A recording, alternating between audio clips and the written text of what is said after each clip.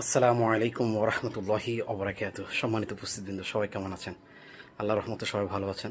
তো আজকে পরিবার খুবই গুরুত্বপূর্ণ, এটা সবাই জানেন। তবে তিনটা উদাহরণ দিব, একটা আননোন আর দুইটা অবশ্যই পৃথিবীর সবার কাছে পরিচিত, আশা রাখি তারা। সেটা হলো, আমার গ্রামে দুই ভাই আছে, তাদের বোনও আছে। তো এখনও তাদের সম্পত্তি ভাগ হয় নাই, কিন্তু বড় ভাই এবং ছোট ভাইয়ের ছেলে মেডিকেলে ভর্তি হবে। জমি ভাগ না হওয়ার কারণে জমি বিক্রি করতে পারতেছে না। তারপরে আপনার নগদ কোনো তেমন টাকাও নাই, যা আছে তা দিয়ে হবে না, ফ্যামিলি চলে, রাইট? তো কী করলো, বোনদের কাছে রিকোয়েস্ট করলো, বোনরা সবাই বড় ভাইয়ের উপরে ছেড়ে দিল।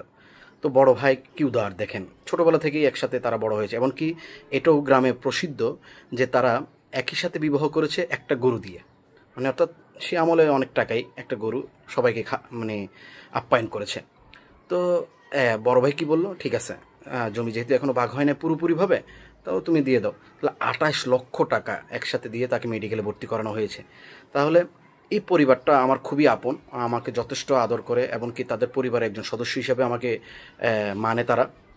তো আরও দুটা পরিবারের কথা বলবো। একটা হলো ইলন মাস্ক, পৃথিবীর সবচেয়ে শ্রেষ্ঠ ধনী এবং বর্তমান আমাদের জন্য নিউটন, আইনস্টাইন, হ্যাঁ, সে একজন রকেট সায়েন্টিস্ট। সে সর্বপ্রথম তার মা, তার ভাই, তার বোন, এদেরকে স্টাবলিশ করে দেয়। ইভেন কি এখনও তার কোম্পানির সাথে তার মা, তার ভাই, তার বোন জড়িত।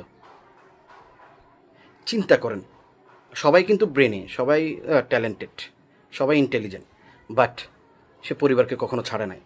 সে তার ছেলে মেয়ে, তার ভাই ব্রাদার, তার বোন, তার মা, এদেরকে কাউকে ছাড়ে নাই, এমনকি প্রচুর পরিমাণে তাদেরকে সময় দেয়। দ্বিতীয় আরেকটা পরিবার বলবো, এত ঝগড়া ফাসাদ হয়েছে, এত মনোমালিন্য হয়েছে। অ্যান্ড্রু টেইট, ট্রিস্টান টেইট, তারা একসাথে জেলও খেটেছে।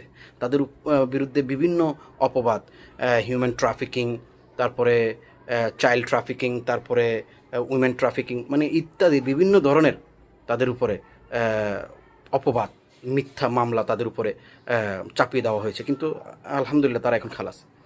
তো যেটা আমি তাদের এই পরিবার থেকে শিক্ষা পাই, সেটা হলো যে গিয়া, সে আমার জন্য কী করেছে, আমার বড় ভাই আমার জন্য কী করেছে, আমার ছোটো ভাই আমার জন্য কী করেছে, আমার সেজো ভাই আমার জন্য কী করেছে, আমার বাবা আমার জন্য কী করেছে, না না না না না, এটা এটা এটা বলাই যাবে না।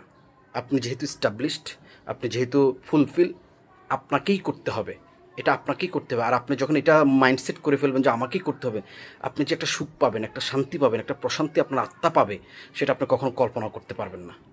তো এই তিনটা পরিবার থেকে আমি এটা শিক্ষা পাই যে যতই আমার কষ্ট হোক না কেন, যতই আমার দুঃখ হোক না কেন, আমি আমার পরিবারকে যতটুকু আমার দ্বারা সম্ভব, আমার সাপোর্ট হয়, আমি সহযোগিতা করব। মানে মনে কষ্ট আসতে পারে, একসাথে পাতিল যদি থাকে বাড়াবাড়ি হতেই পারে, হ্যাঁ। তাহলে এর মানে এই নয় যে কিচেন থেকে ওই পাতিলটা দূর করে ফেলে দেব, না না, এরকম হয় না। তো অতএব কারণে আমি মনে করি, বর্তমান সমাজে যদি টিকে থাকতে হয়, বর্তমান সমাজে যদি আপনি প্রশান্তি লাভ করতে হয়, পরিবারের একে অপরের উপর নির্ভর করতে হবে, পরিবারের একে অপরকে সহযোগিতা করতে হবে, পরিবারের সুখে দুঃখে একে অপরকে পাশে থাকতে হবে। আদারওয়াইজ আমার মনে হয় না সমাজ আর শান্তি ফিরে আসবে। সবাই ভালো থাকবে।